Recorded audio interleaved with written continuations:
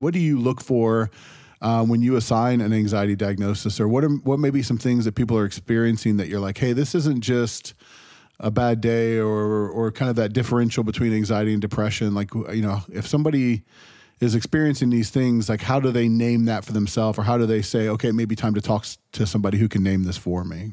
I think I shared with you the story when we met before this interview. Many times, most of my clients will come through the door, and I ask them, what do you want to work on? And they say, we want to get rid of our anxiety. And I said, I don't work with dead people. They said, what do you mean you don't work with dead people? I said, first, you're alive, right? You're breathing, right?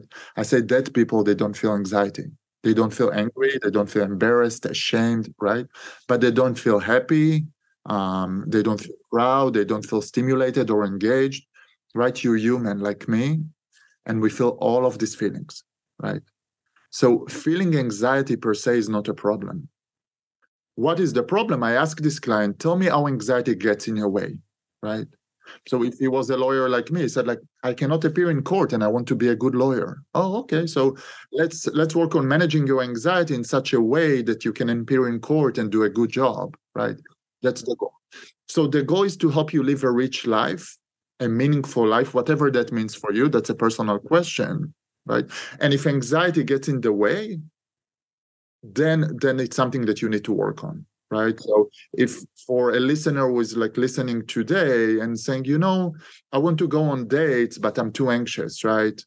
I feel too self-conscious. I feel that they won't like me or they will reject me, and it's overwhelming for me and too painful. I hear that this client wants to find a date or a partner, right? Which is a healthy wish, but anxiety stands in the way. Okay, so let's do some work so it won't be so overwhelming, so painful, and definitely not paralyzing. So I think that's one way to think about it. I'm going to pause here. Yeah, no, I appreciate that. And I think that's really great, because when you go through the DSM, right, like almost all of the diagnoses, and DSM being the statistical, diagnostic and statistical manual, it's kind of our blueprint for assigning these labels. But there's always a criteria in there that talks about how it has caused like persistent disruption in their life for a period of time, right? And so that's a big piece of it. So for me, in a lot of my work, I like to think about how very rarely are we in a fixed state, right? Like, you're feeling the anxiety now, you're not going to feel it forever. You're not 24 hours a day, 7 days a week. So my curiosity is always around what's different during the times when you're not feeling it, right? But also implying that there are going to be times that you're not feeling it, right?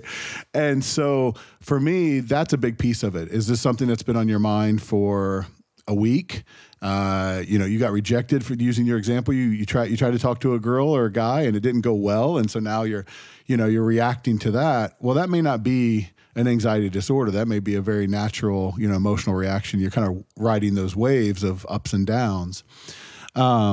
So I think that's interesting, because I think the period of time and how it's causing disruption is really important, because if you didn't know the word anxiety or, whatever, but you could function properly as a litigator, you were in meaningful relationships, you had fun and hobbies, you wouldn't really probably seek out Avi and say, I've got problems. You would just say, I feel this kind of way, but I'm still doing these things. So I think the impact on life is really important, and the way you weave it in with purpose and that meaningful life, I like that a lot, because it casts the vision down the road.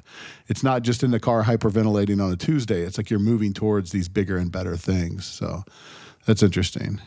I think another way to think about it is your level of distress, right? So usually I help my clients to map out their nervous system. And I say we have 3 states, right? There's a safe state, right? So think about a moment where you felt safe physically and emotionally, right? And then I ask them to pay attention to how that feels in their body. And how do they think in this moment? And what feelings come up for them in this moment, right? And how do they sleep when they're in safe? And do they use substances in safe, right? Do they display any compulsive behaviors in safe?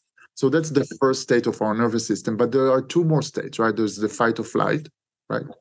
There's a trigger, something external or internal, that overwhelms your system and registers as dangerous or overwhelming or highly stressful.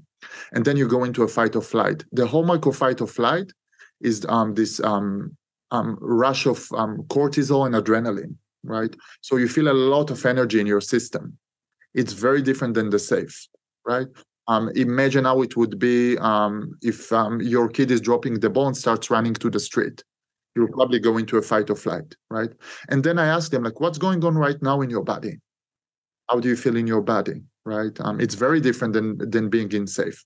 People feel it in their shoulders, their back, their chest, their stomach, right? Their muscles are tensing up. Their breathing is shifting. They feel a pit in their stomach. Some people sweat, some people shake. It's a very different experience. And I ask them, how do you think in this state? And what do you feel in this state, right? And how do you sleep when you're in this state? And do you tend to consume certain substances in this state? And what compulsive behaviors you engage with when you are in this state, right?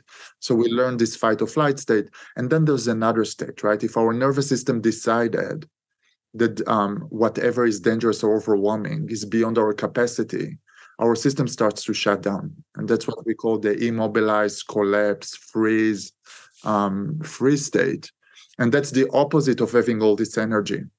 Almost all the energy is leaving your body. You're just collapsing. You want to be left alone. You're waiting for the storm to pass. And then it feels very differently in your body, right? You feel very differently. You think very differently. So I say to a client, if you find yourself a lot in one of the other two states, in the fight or flight or the collapse state, you need to do some work. Something is going on. We need to figure out what's causing that. Because as we said in the beginning of the conversation, we're not meant to be in these states for too long. And I think many of us these days are spending a lot of time in fight or flight or collapsed. And that requires some work. Yeah.